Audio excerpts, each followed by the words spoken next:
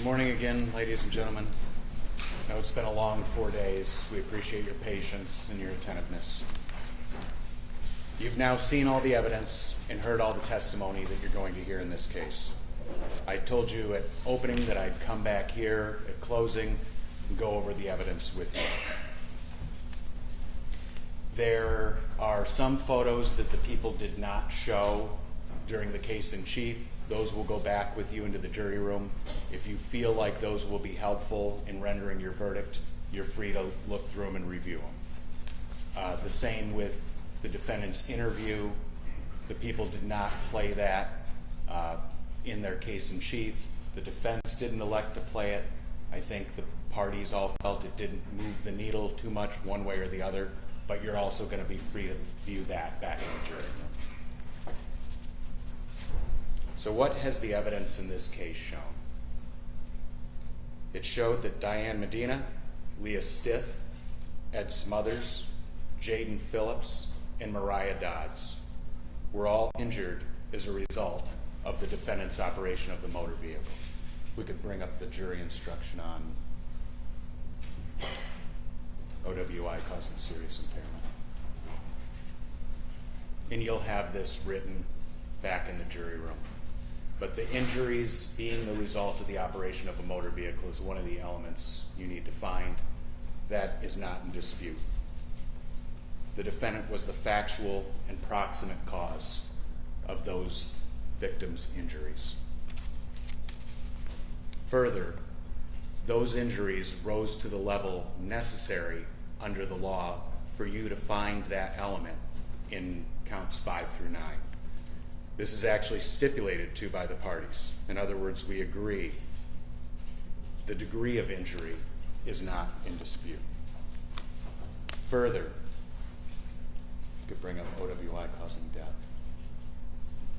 The evidence shows that Zane and Alana Phillips died as a result of the defendant driving that day. Their death was a factual and proximate result of her operation of the motor vehicle. They do not dispute this. You did not hear from a medical examiner because the parties agree that that was the cause and manner of death. It is not in dispute. The defendant's willful operation of the motor vehicle is not in dispute. The parties agree. We all saw the video of her leave her house and get in her car. Judge, I agree that there's willful use of an automobile. Thought you just said we agree on willful. No, fair enough. I agree guess. There was I agree there was an automobile accident. It's proximate cause of a horrible thing of injuries and deaths. All right, your objection is sustained. All right, thank you. People offer to you that the proofs show that the defendant willfully operated the motor vehicle on the date in question. You all saw the video of her get into her vehicle and drive it away from her home. We think that element is met. Her identity as the driver of the vehicle is not in dispute.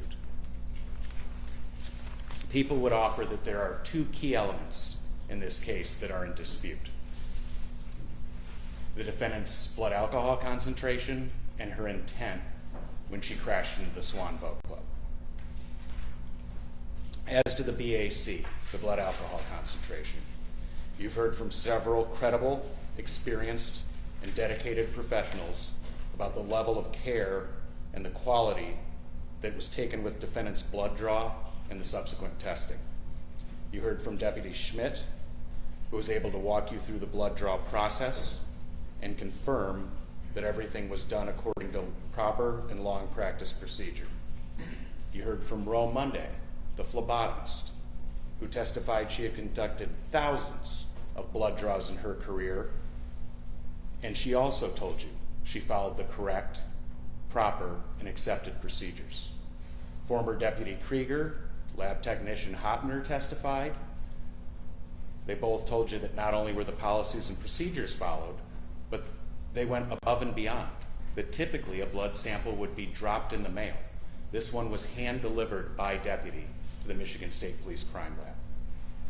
Finally, Our two experts in forensic toxicology, Tabitha Faust and Samantha Beecham, testified to the procedure for testing the blood and their results.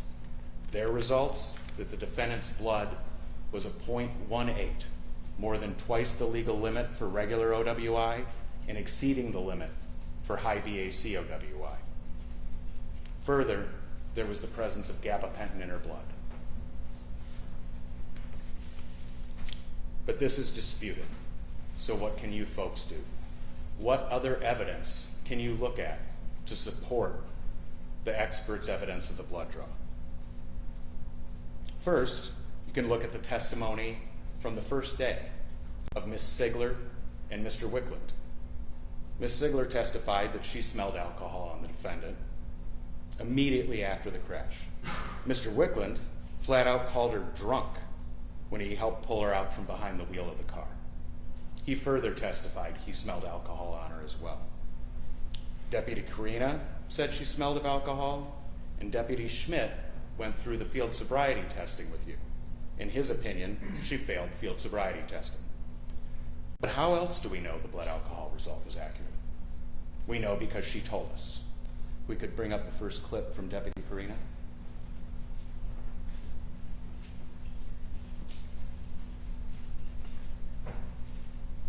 To 10, 0 being like you're so full sober you can drive perfectly, 10 being you're passed out drunk. Where do you think you're at right now? 7. A 7?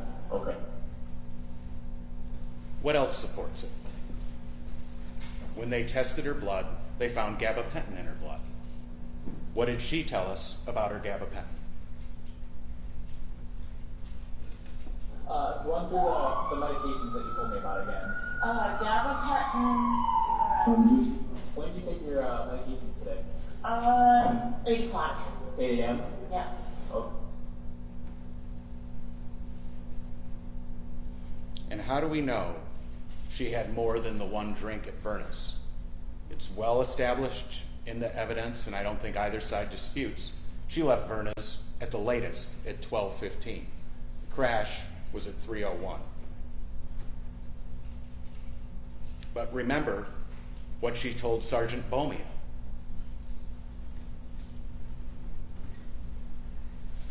Today?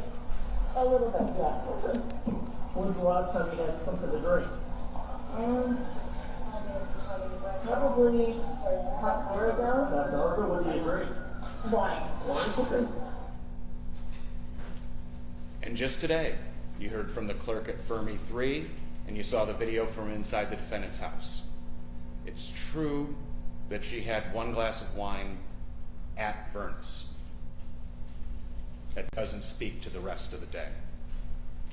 All of those other pieces of evidence that I've just talked about, just showed you, work together to show beyond a reasonable doubt that the drink at Vernus wasn't her first or her last drink of the day. It's similar to the mystery story I mentioned to you in voir dire, that all of the evidence lines up to show one result, except one thing. And that one thing is defense's expert. But everything else works to show that the BAC result is accurate and in line with what she did that day. The second element that people believe are in dispute is the defendant's intent. We could bring up the second-degree murder instruction. For the OWI causing death and the OWI causing serious impairment, you only have to find willful operation of the vehicle and that her blood alcohol exceeded the legal limit, or that she was intoxicated, or that she was impaired by alcohol and gabapentin. For the people's first two counts, the 2 counts of murder in the second degree, you have to find a separate intent. You can find one of 3 kinds of intent to find the defendant guilty of second-degree murder. You can find that she intended to kill. You can find that she intended to do great bodily harm. Or you can find she knowingly created a very high risk of death or great bodily harm, knowing that death or such harm would be the likely result of her actions. As we talked about in opening statements, you can look at what she said, you can look at what she did, and all the evidence and circumstances surrounding this case that you've heard over the last 3.5 days to decide what her intent was. You can think about her driving toward the boat club, straight as an arrow, right between those two telephone poles. You can think about what she said to Kristen Sigler right after the crash. Where's Don? She wanted to know where her husband was. You can think about her crashing into the neighbor's truck.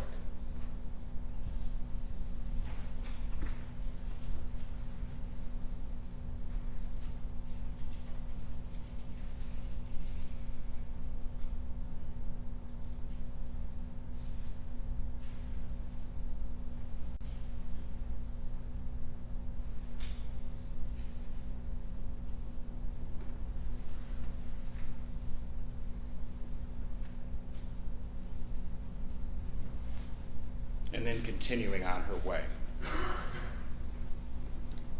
At the moment she crashed into that truck, she had to know things were not right. But she continued on. She continued on at full speed and drove her car into a 3-year-old's birthday party, into a building, a route that she knew very, very well. Ladies and gentlemen, this is not a typical drunk driving crash. Not at all. She didn't cross a center line and strike oncoming traffic.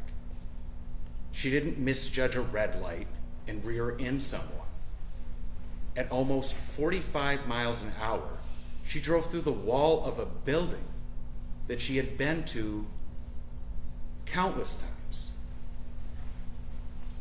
That's what makes this worse than OWI causing death alone.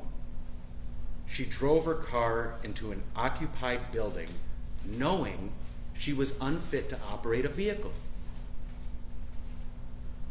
And if she didn't know she was unfit to drive when she got behind the wheel, she knew it after she hit her neighbor's truck. Who started?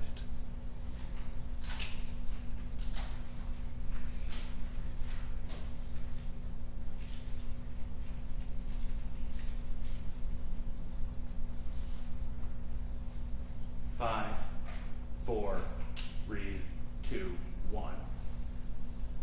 44.3 miles an hour on a dusty, pitted dirt road.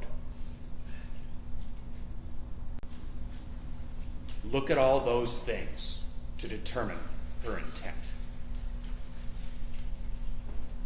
As most criminal trials are, the focus of this trial has mostly been on the defendant.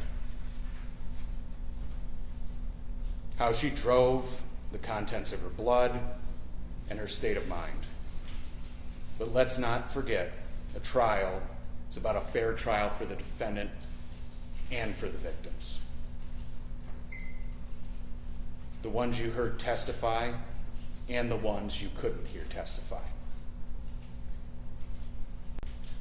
It's about an 8-year-old big sister and her little brother. 2 little kids that had just sat down to eat their hot dog and a cake pop at a birthday party. Sat down to have some lunch without a care in the world. They didn't have a chance. It's about justice for these 2 kids. Thank you.